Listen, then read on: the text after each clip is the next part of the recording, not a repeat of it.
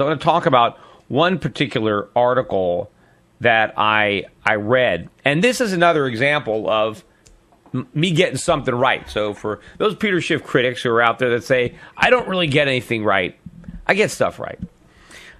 If you remember on this show, I announced, and I can't remember when it was, but I did, when the United States government decided to charge $450 for the form that you need to fill out to renounce your U.S. citizenship. And the form used to be free, and then they decided to charge $450. And at the time, I said, pay it, because this is probably the best deal you're going to see. Because I said, this is just the beginning.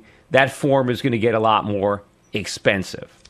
Well, I just read on Forbes that the United States just increased the cost of that form to $2,350.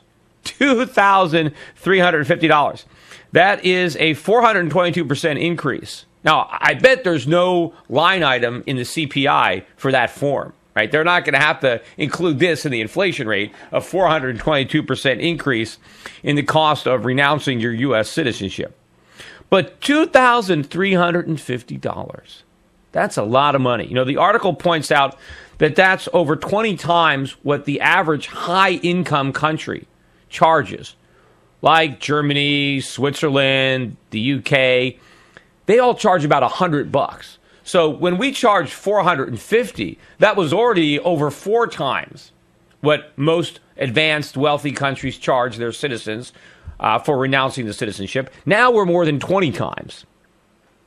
And of course, if they can charge $2,350, they can charge $23,000.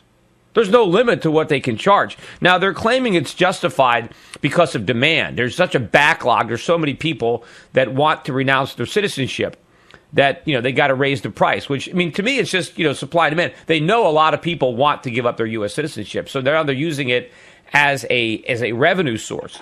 But, there are probably some young people that don't have the $2,350.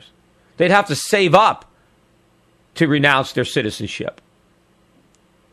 And again, they may jack up the fees even higher. The more desperate people are to get rid of their U.S. citizenship, the more expensive it's going to be. And for some people, it might be so expensive that they're stuck. Right? What if they raise it to $25,000? Some people could never get out. Having a U.S. citizenship is going to be like having herpes. You just have it for life. You can never get rid of it. It's almost like, the land of the free has become the land of the slave. You're born in America, you're a slave to America because you can't give up your citizenship because you can't afford it. Now, a lot of high-income people can afford the $2,350, but that's not the point. If they can charge such an outrageous fee, then they can charge an even more outrageous fee. Now, I also read, too, in this article, it points out that in order to give up your citizenship, not only do you have to pay this fee to buy this form, but if you might have to pay an exit tax, which could be huge, but you also have to prove that you're in compliance with the U.S. tax code for the last 5 years. So you can't have any outstanding tax liabilities. I think eventually you won't be able to give up your U.S. citizenship if you have any outstanding student loans.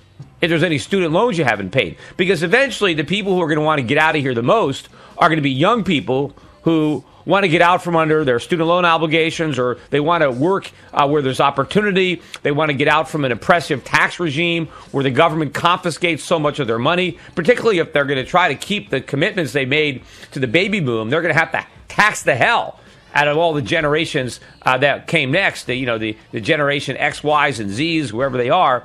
These are the guys that are going to want to get out the most, and they're going to be the ones that have the least resources to pay this exit tax, or not the exit tax. They can't even afford the form to renounce their citizenship. They're going to be stuck here, slaves of America, because they can't save up enough money to buy their freedom. Right, just like slaves. You could buy your own freedom if you could. You save up. There were slaves that bought their own freedom. Well, that's what happens if you're born into America and you want out.